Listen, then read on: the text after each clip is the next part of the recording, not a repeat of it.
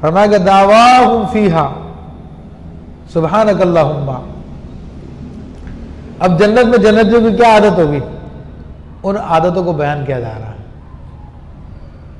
اگر دنیا میں جس کی عادت ہوگی تو انشاءاللہ جنت میں وہی عادت ہوگی. اللہ تعالیٰ ان کی عادت بیان کر رہا ہے کہ جنت میں ان کا نعرہ کیا ہوگا کہ اللہ تجھے پاکی ہے، یعنی سبحان اللہ. وہ ہر بات میں وہاں پہ کیا کہیں گے؟ سبحان اللہ.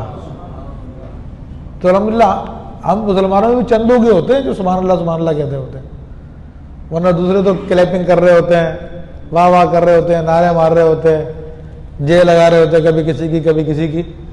یہ مومنین ہوتے ہیں جو سبحان اللہ کہتے ہیں، نیک مسلمان.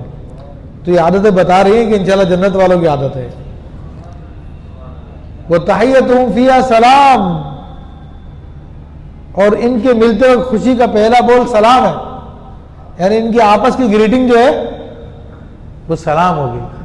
جیسے آج مسلمان کرتے ہیں السلام علیکم، تو جن کو عادت پڑی ہے، تو جو لوگ یہ فلانا ٹھیک ہے نا، اور مختلف قسم کے لوگوں نے مختلف قسم کے الفاظ ایجاد کر لیے سلام کرنے کے لیے، تو وہ اہل جنت کا طریقہ نہیں، ہو جائیں گے بھی نہیں جنت میں، کیونکہ یہاں پہ اہل جنت کی عادتوں کا بیان ہو رہا ہے.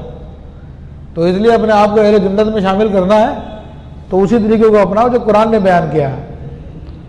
وآخر دعواہم ان الحمد للہ رب العالمین. اور ان کی دعا کا خاتمہ یہ ہے کہ سب خوبیوں سراہا اللہ جو رب ہے سارے جہان کا، یعنی ہر بات کے اختتام پہ کہیں گے الحمدللہ رب العالمین. تو یہ اہل جنت کا طریقہ کار ہوگا. تو آج اپنے آپ کو اس کا عادی بنا لیں، ٹھیک ہے نا.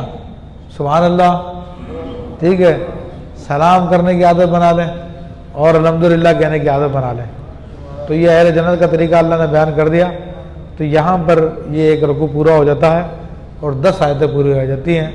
میں اللہ تعالیٰ سے دعا کرتا ہوں کہ اللہ تعالیٰ اپنے حبیب علیہ السلام کے طفیل ہمیں اس قرآن عظیم کا شوق عطا فرمائے، لیکن سیکھنے کی توفیق عطا فرمائے.